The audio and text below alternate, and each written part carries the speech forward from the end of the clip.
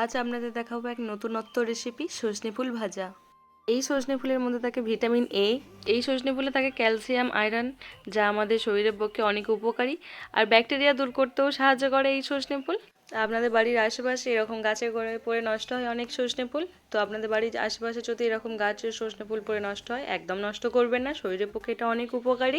এই সজনে ফুল দিয়ে আজকে আপনাদের একটা সহজ রেসিপি দেখাবো। আমরা এখানে যে সজনে ফুলগুলো নিয়েছিলাম সেগুলো ভালো করে জলে ধুয়ে পরিষ্কার করে নেব। ভালো করে ধুয়ে নিয়ে আমরা একটা প্লেটে তুলে রাখবো।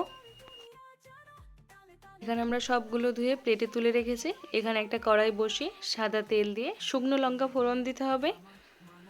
শুকনো লঙ্কাটা একদম ভাজা ভাজা হয়ে এলে তখন আমাদের ফুলগুলো দিয়ে দিতে হবে, দিয়ে ভালো করে নাড়াচাড়া করে নিতে হবে।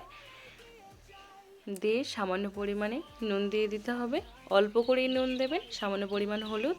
তো ভালো করে নাড়াচাড়া করে ভেজে নিতে হবে। এই ফুল থেকে একটু জল ছাড়বে, তো আপনারা লো ফ্লেমে ভাজবেন না, হাই ফ্লেমে ভাজবেন।